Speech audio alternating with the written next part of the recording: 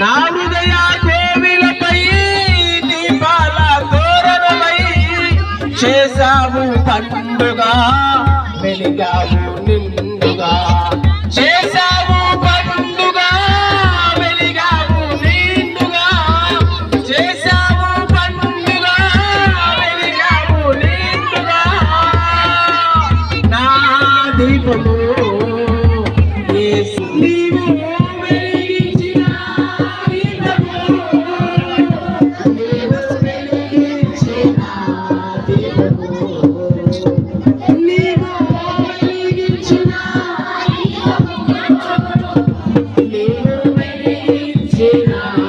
నీవు వెలిగించిన దీపము నా దీపము యేసయ్యా నీవు వెలిగించినావు. ఎన్నో సమస్యలు ఇబ్బందులు సంవత్సరం అంతా మనల్ని వెంటాడుతూ పేదల్లో లేరంటారా ఇక్కడ అప్పుల పాలైపోయిన వారి సంవత్సరంలో లేరంటారా ఇక్కడ భర్తలు భార్యని కోల్పోయిన వారి సంవత్సరంలో లేరంటారా ఇక్కడ భార్య భర్తలో గొడవల చేత బ్రతికిన వారి సంవత్సరం అంతా లేరంటారా ఇక్కడ ఈ సంవత్సరంలో కుటుంబంలో కన్నీరుతో బ్రతికిన వారు ఆమె అయినప్పటికీ ప్రభుకు ప్రార్థన తీస్తున్న మీరందరూ ధన్యులు. హల్లెలూయా. దీన్ని ఇంకా పునరుత్థానంలోనికి మార్చబడాలనేది నా ప్రణాళిక. ఆమేన్. కాబట్టి ఈరోజు చిన్నగా సెమీ క్రిస్మస్ అని ఏర్పాటు చేసినటువంటి ఈ పరిచర్యలో మీరందరూ పాలిభాగస్తులైన కృతజ్ఞతలు, ప్రభునేశ్వరములు వందనాలు. చిన్న వాక్య లేఖన కింద అందరూ జాగ్రత్తగా వాక్యం వినండి. ఎందుకంటే స్థలం సరిపోవడం లేదు కనుక వాక్యాన్ని ధ్యానిస్తాం. కొద్ది నిమిషాలు వాక్యాన్ని బోధిస్తాను. 8 అవుతుంది కనుక సమయం. అందరూ మత్తయి సువార్త 5వ అధ్యాయం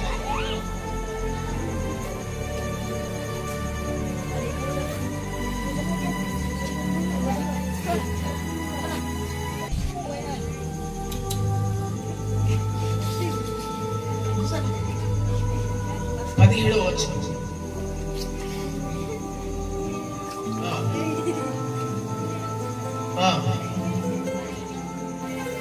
కొట్టువేయ వచ్చిందని తలచవద్దు, నెలవేర్చుటకే కాని కొట్టివేయటకు నేను రాలేదు.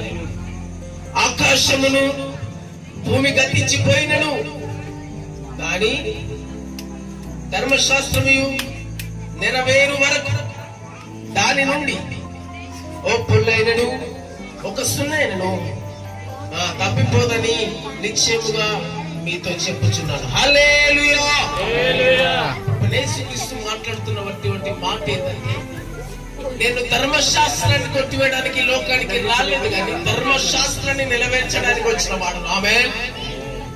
ఏందయ్యా ధర్మశాస్త్రం నెరవేర్చడానికి అంటే, పాత నిబంధనలు ఉన్నాయి, మన కొరకు ఒక రక్షకుడు రాబోతున్నాడు. ఆ రక్షకుడు ప్రభువైన యేసుక్రీస్తు కుమారునిగా భూలోకానికి వచ్చి ధర్మశాస్త్రాన్ని నెరవేర్చడానికి సిద్ధపరచబడ్డాడు. హల్లెలూయా.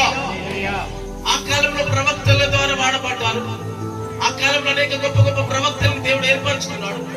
అయినప్పటికీ జనులలో అనేక పాపము, అస్వస్థత, అసమాధానము, నెమ్మది లేకుండా అల్లకొల్లమైపోతుంది, భయంకరంగా పాడైపోతున్నారని, మనిషి బ్రతుకు ఏ విధంగా ఉంటుందో నిరూపించి చూపించాలని మానవ రూపముగా ప్రభువైన యేసుక్రీస్తు భూలోకానికి వచ్చిన వాడై ఉన్నాడు. ఆమేన్. ఇక్కడ వచ్చేట్టున్న మాట ఏంటంటే, నేను ధర్మశాస్త్రాన్ని నెరవేర్చడానికి వచ్చిన వాడు. హల్లెలూయా. హల్లెలూయా. తెలుసా ధర్మశాస్త్రంలో ఉన్నది?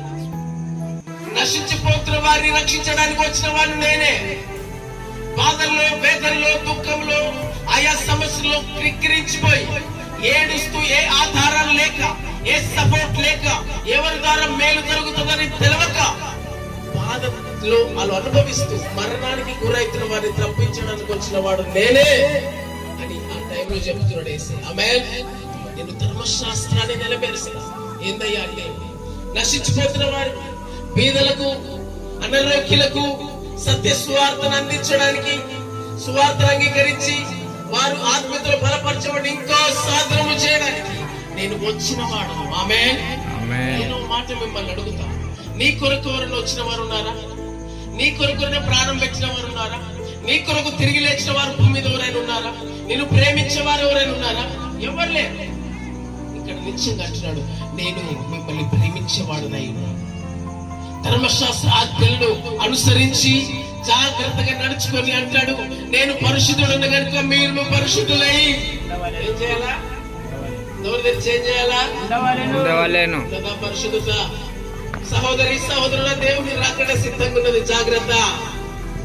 ఒక్కొక్కరికి స్ట్రేట్ గా నిలబడి లెక్క అడిగి తూలనాడుతాడు దేవుడు. ఒక్కొక్కరి లెక్క అడిగే సమయము ఆ సమయం అవుతున్నది. నేను పరిశుద్ధుడు కనుక మీరు పరిశుద్ధులై ఉండండి. ఎక్కడుంది నీలో పరిశుద్ధత? ఎక్కడుంది నీలో తగ్గింపు? ఎక్కడుంది నీలో పాప క్షమాపణ? ఎక్కడుంది నీవు క్షమించే మనసు? ఆమె జాగ్రత్త తినండి. లోకంలో బ్రతుకుతున్న మనం ఎన్నోసార్లు పడిపోతా ఉంటాం. ఆమె నిజమా కాక? పడిపోతా ఉంటాం.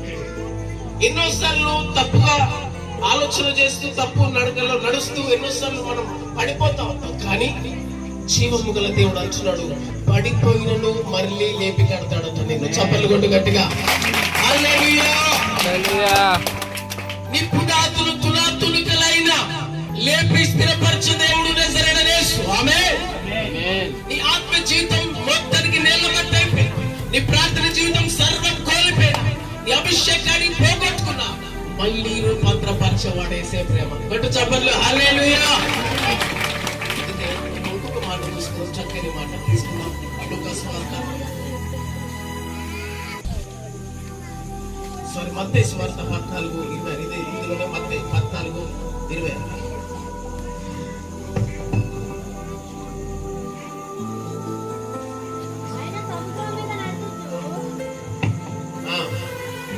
తొందరపడి భూతమని చెప్పుకొని భయము చేత కేకలేస్తున్నారు.